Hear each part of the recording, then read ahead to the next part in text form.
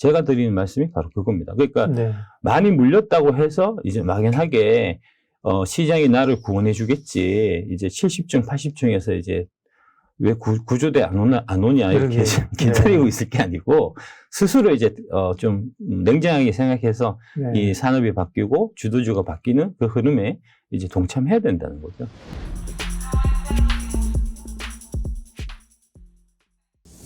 안녕하십니까. 예민수의 경제토크입니다. 오늘은 2023년 시장을 주도할 2차전지 얘기할 텐데요. 예, 2차전지 전도사에 있습니다. 금양의 박순혁 이사님 함께 하겠습니다. 어서 오십시오, 이사님. 예, 안녕하십니까. 네. 예. 올해는 그래도 상반기는 진짜 어려웠고 예. 하반기는 그래도 태조 이방원이라는 예. 신조어가 나와서 예. 네, 그래도 시장을 주도해주면서 괜찮았는데요. 태양광, 조선, 2차전지, 방산, 원자력. 예. 2023년 시장은 과연 누가 주도할 것이냐. 예. 네, 2차전지는 또 들어가는 것도 같은데요. 예. 내년에 주도주가 될 만한 것들 좀 꼽아주세요. 예, 제가 그 2차전지 전도사이기 때문에 네. 2차전지 당연히 들어가요. 팔은 안으로 굽는다고. 2차전지가 당연히 탑일 것 같고요. 예. 일단은 이제 그렇고 그거를 떠나갖고 일단 기본적으로 먼저 좀 이해하셔야 될 부분들이 네.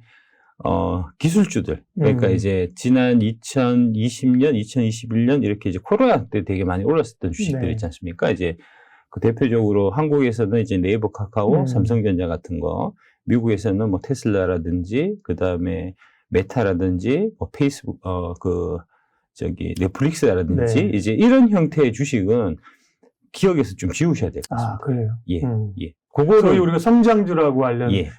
IT 기반의 플랫폼 기반의 성장주들은 예. 내년에서 일단 좀 지워라. 예. 과감하게 이제 좀 종목 교체를 하실 필요가 있을 것 같고, 예.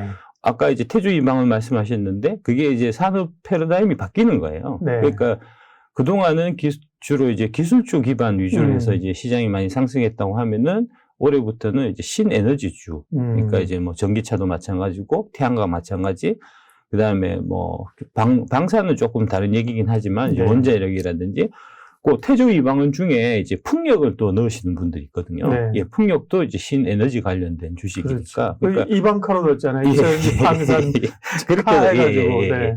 그래서 이제 크게 보면은 신재생 에너지로 이제 이 에너지 그 패러다임이 이제 크게 바뀌는 이제 그런 흐름으로 보셔야 될 것 같고 네. 그 중에서도 지금 가장 좀 시장 규모도 그렇고 우리나라에서 가장 이제 좀 경쟁력을 또 갖고 있는 분야가 2차전지니까 딴 거 볼 거 없이 2차전지에 이제 몰빵해라 네. 라고 이제 저는 말씀을 주로 많이 드리고요. 요걸 한번 좀 보실 필요가 있을 것 같은데 요게 이제 그 월스트리트 저널에서 그 데이비드 아이스워트라는 분하고 이제 인터뷰한 내용인데 네. 기술주를 잊으라는 얘기예요. 지금 말씀하신 지금 상황이 이제 닷컴 버블 붕괴 때와 비슷하다. 기술주 일례에 속지 마라.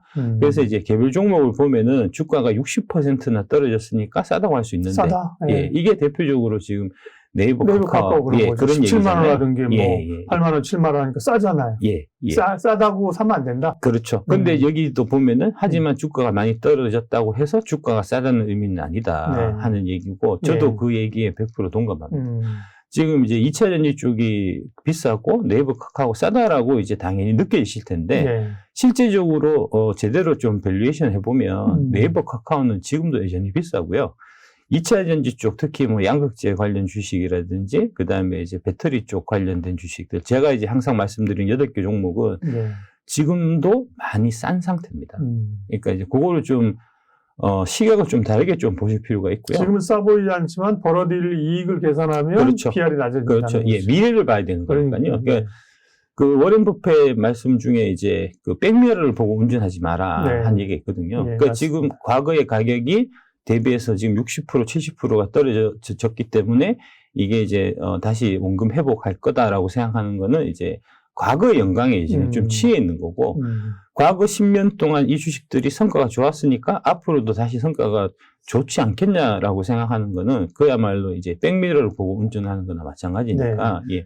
그거 내용을 좀 더 설명드리면 세상이 경제 기초적으로 변하고 있다면 소프트웨어, 인터넷, 휴대폰 앱, 데이터 센터 외에 다른 분야에 더 큰 투자 기회가 있을 것이고 당연히 소프트웨어와 인터넷 등과 관련된 기업에는 더 낮은 가격을 지불하는 게 맞다.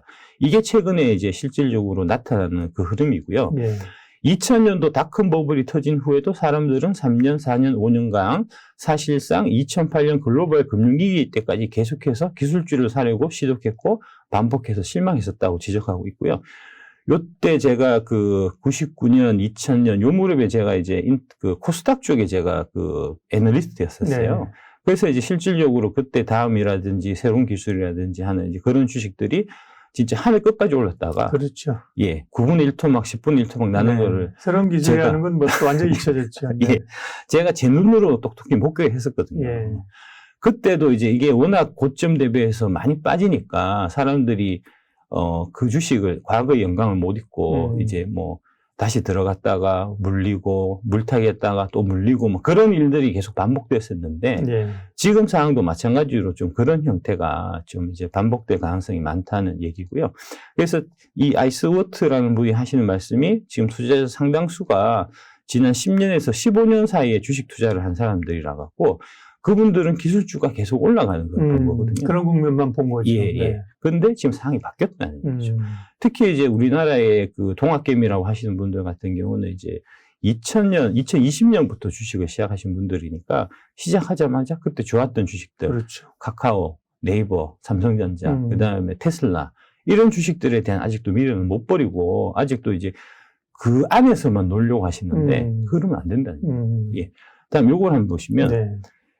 요게 이제 최근에 그 왼쪽이 그 오건영 부부장님, 네. 그 다음에 오른쪽이 이제 강윤현 이사님인데, 이 분이 이제 이 두 분이 그동안, 최근에 전문가라고 나오시는 분들 중에서는 이제 현재 시장 상황을 가장 좀 정확하게 좀 예측하신 분들이라고 할 수 있는데, 이분들이 공통적으로 지금 얘기하는 게 닷컴 버블 이후에 시장 상황하고 지금 좀 비슷하다 하는 얘기를 하세요. 그래서 이제 전체적인 맥락을 좀 말씀드리면 이분들 말씀에 첫 번째 이제 금리 인상이 종료되면 이제 금리가 많이 올라서 기술주가 떨어진 걸로 다들 이제 착각을 하고 계셔갖고 예. 예, 그게 아니고 금리 인상이 종료되면은 그 다음에 신용위기가 도래한다.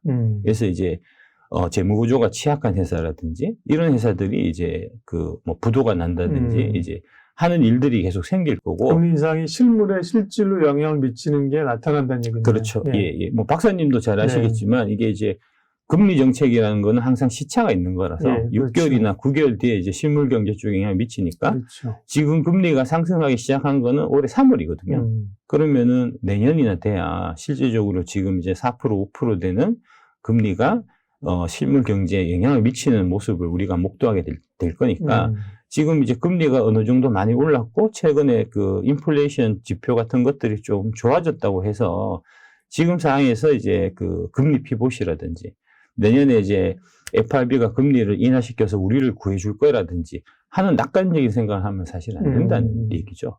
그래서 두 번째로 현재 하락의 본질이 기술주 버블의 붕괴라고 봐야 됩니다.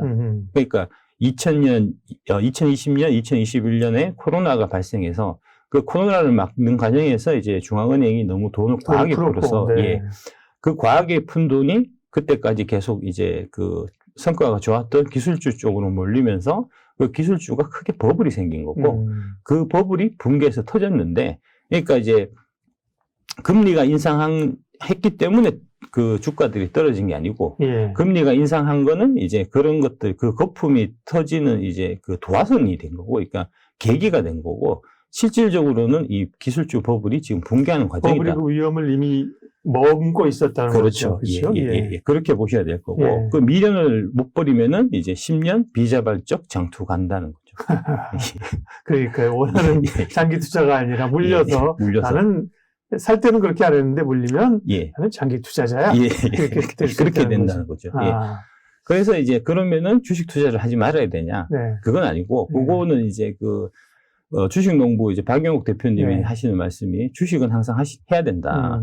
다만 이렇게 이제 장이 크게 폭락하고 이런 상황에서는 이제 새로운 성장 산업이 뜨고 이제 산업의 패러다임이 바뀌니까 새로운 성장 산업 주도주를 이제 주도주로 이제 종목을 바꿔야 된다는 이제 말씀을 하시는 거고 제가 드리는 말씀이 바로 그겁니다. 그러니까 네. 많이 물렸다고 해서 이제 막연하게 시장이 나를 구원해 주겠지. 이제 70층, 80층에서 이제 왜 구조대 안 오냐 이렇게 그러게요. 기다리고 네. 있을 게 아니고 스스로 이제 좀 냉정하게 생각해서 네. 이 산업이 바뀌고 주도주가 바뀌는 그 흐름에 이제 동참해야 된다는 거죠. 네. 이제 그런 얘기고 요거 한번 보시면 이게 이제 그 서기 2019년 블레이드 러너라는 이제 이 영화인데요. 예. 이게 제가 1989년에 고3 그 학력고사 치고 나서 이거 본 영화거든요. 그때는 그러니까 2019년에 나온 게 아니라 예. 89년에서 2019년에 대한 예상을 예상을 한 거죠. 영화군요. 네. 이 블레이드 러너라고 이 영화가 이제 SF 영화 중에서는 뭐 아주 유명한 영화인데, 네. 여기 보면 네. 하늘을 나는 택시가 나와요. 와. 2019년에. 아니 89년이라면서 나오거든요. 89년에 이제 네. 2019년의 미래를 예상한 건데 미래에는 하늘을 나는 택시가 돌아다닐 거다. 이게 지금 UAM이잖아요. 그렇죠. UAM이잖아요. 그런데 지금 2022년인데 여전히 택시는 땅으로 다니고. 그렇죠. 예. 반면에 여기 보면은 이제 그 전화하는 장면이 나오는데 예. 공중전화에서 전화합니다. 이제 그 화면으로 통화하긴 하지만 얼굴 보고 하긴 하지만 휴대폰이 없어요. 여기에. 그런데 지금 보면은 하늘을 나는 택시는 지금 현실화가 안 돼 있고 휴대폰이 지금 우리 이제 그 일상에 다 침투해 있는 거잖아요. 네, 이미 뭐 성숙시장, 포화시장 휴대폰이. 예. 그러니까 이제 미래를 예측할 때 뭘 봐야 되냐 하면 단순하게 대단한 기술. 이 기술은 정말 너무 이 세상을 바꿀 거야. 이런 거가 중요한 게 아니고 핵심은 그 소비자가 그 기술에 대해서 얼마만큼의 돈을 지불할 것인가. 이게 핵심이에요. 맞아요. 그러니까 이 하늘을 나는 택시 같은 경우에 지금도 이 기술은 상용화되어 있습니다. 지금도 하늘을 날 수는 있어요. 네. 다만 이제 이거를 이 하늘을 나는 택시를 사려면은 이제 500억, 뭐 50억이나 100억을 지불해야 되겠죠. 근데 소비자가 이제 그 50억, 100억을 지불할 돈이 없기 때문에 이거는 상용화가 안 된 거고. 반면에 이제 휴대폰은 우리가 어디든지 다니면서 이제 다른 사람하고 연결될 수 있는 효익을 주는 반면에 가격은 단돈 100만 원, 200만 원이면 가능하니까 네. 거기에는 충분히 소비자가 돈을 지불하는 이제 그런 형태가 되는 거거든요.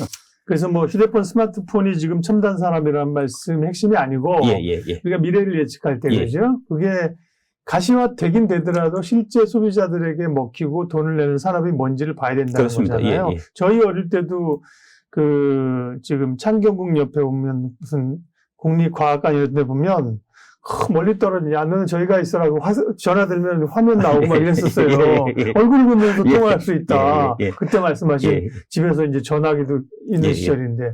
근데 지금 스마트폰에 사실은 바로 영상통화할 수 있지만 영상통화 사실 많이 안 하거든요.